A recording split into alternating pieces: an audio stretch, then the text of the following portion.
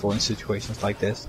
I do have a Druid of the Claw out right now, and my main concern at the moment is to keep my heroes alive and to force a TP. I really have to get him to back off, and now I can have a really nice detonate here on 4 skeletons. I do only kill 3, unfortunately. And now I finally got the master form, but Sushi has so many fiends and the frost armor, it's nearly impossible to win this battle head-on, even when you have bears against fiends. I really have to be forcing that town portal if I want to win this game, and I know that because I've lost the previous game in a similar fashion like this. So there's no stopping this push unless you are able to force him back, or to kill a hero, or to basically you can't win it any other way. You have to get your economy advantage to kick in, otherwise there's no way you can win this game. So basically I'm playing pretty cautious at this moment. I am losing quite a bit of units, but then he's even using Death Pact, which is a really nice move. The Death Knight is level 5 already, the Lich is level 2, so that is looking pretty good for Sushi. But luckily for me, the Lich is quite low on mana, he doesn't have many frost armors left. So I'm finally starting to win this fight, because it's taking him way too long to be killing my units, and the Death Knight goes into a really bad position unnecessarily, and I'm focus firing on him, and he's forced to TP. That's a really good TP. He really had to do that.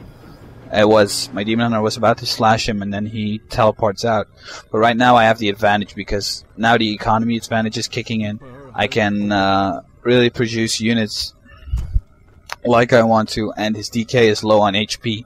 His DK is low on mana. Even though he does have 2 statues, it takes a while to regenerate, and he lost quite a bit of fiends at the end of that fight. Even though he has a level 5 DK and a level 2 Lich, he did have to train a Death Pact in order to survive in that fight. So I'm feeling pretty confident about this. He doesn't have any destroyers yet, I think. He's training an Abomination, and I'm just producing units, getting some items. It's really important for me to have when you're not capable of creating many units. I mean, I am creating units, of course, but I do have a lot of gold left. It's always wise to be buying potions or heal scrolls, which can aid you in battle, especially when you have an expansion, when your victory relies on that expansion. And if he takes it out with the items, you have something that is there instantly for you to be aiding you in the battle, which is in this case the item. And here I'm bringing 2 detonates. Detonates the frost armor, detonates a lot of mana, and as you can see in this battle, Undead without mana is like Orc without Blade Master. Well, Orc is still pretty strong without a Blade Master, but it's not as strong. But here the invulnerability potion is saving my Demon Hunter's ass. Combined with a rejuvenation, it's going really well for me.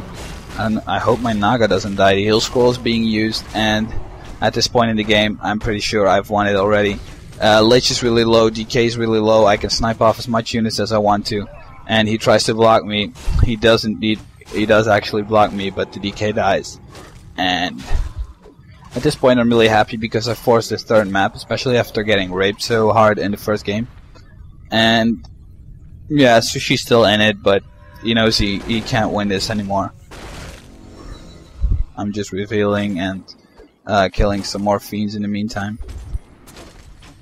Well, yeah, this game is pretty much over, so I'm already preparing mentally for the 3rd map, which was going to be Ancient Isles.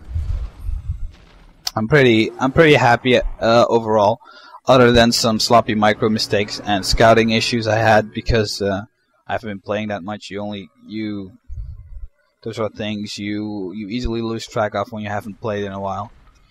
And well, other than that, I'm really happy about how this game turned out. My strategy worked out exactly as I planned, though I think I got a bit lucky with Sushi not attacking the expansion earlier.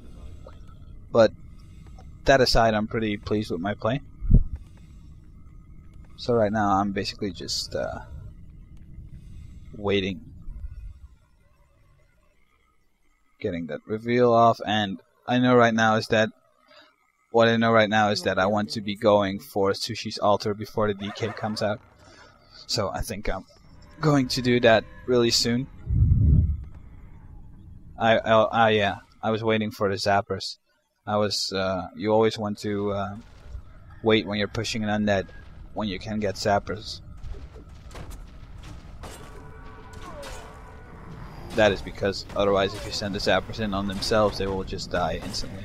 And the reason why I'm getting these sappers is because I really want to get that altar down in time, though the sappers wouldn't have arrived there as planned, I think, not in time yet, but the bears are sufficient to be taking out that altar, and Sushi will be calling this good game. He knows he can't win this without a Death Knight, and the sappers are basically just going suicidal, I think.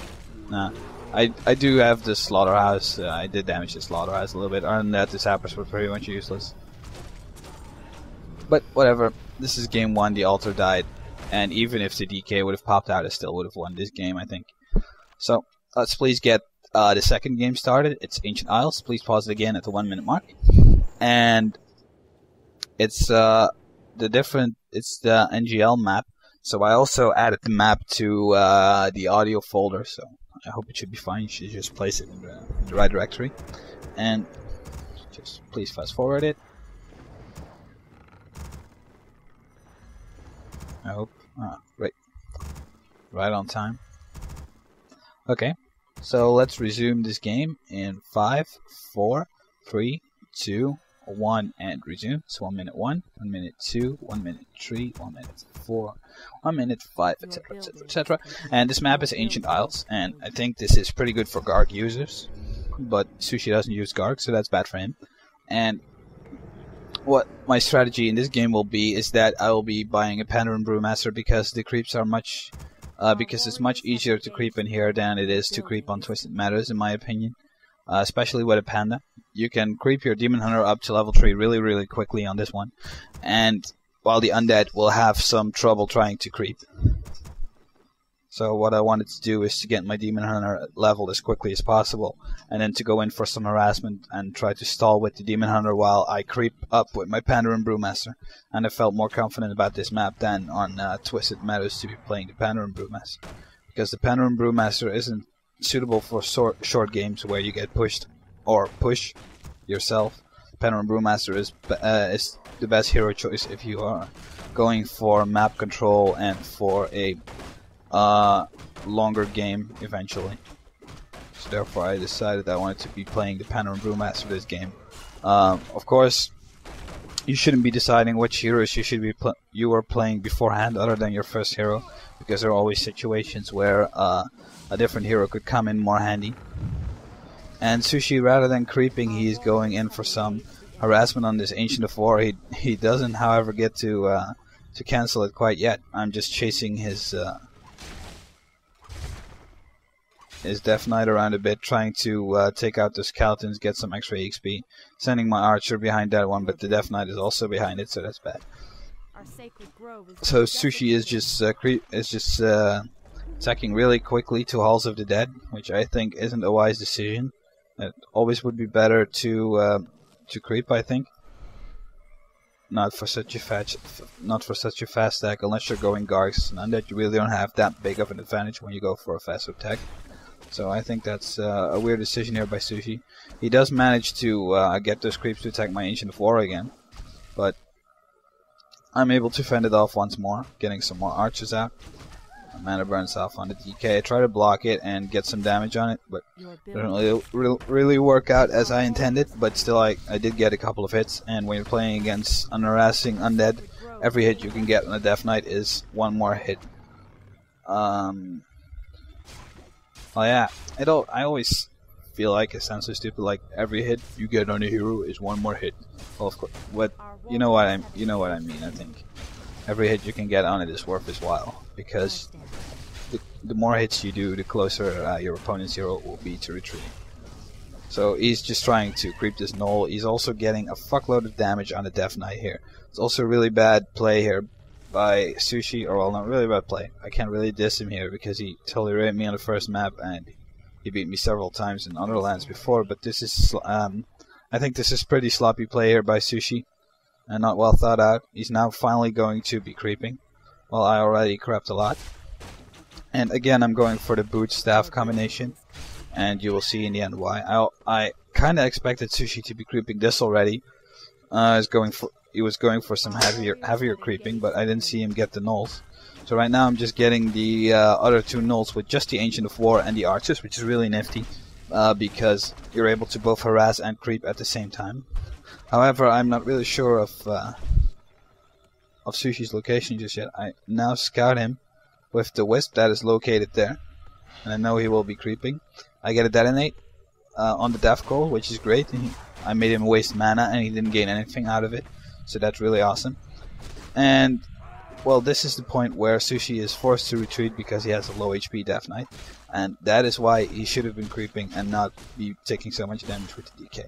Because right now I'm able to get not only a Fiend kill, I'm also able to be stealing his creep camp most likely. I tried to get some hits on that skeleton, because even that is some extra EXP, and you deny him the possibility to scout, which means he has to use another Rod of Necromancy, which is always good. And I'm now getting the Panarin Brewmaster, and I know I can be creeping pretty much hardcore right now at this point of the game.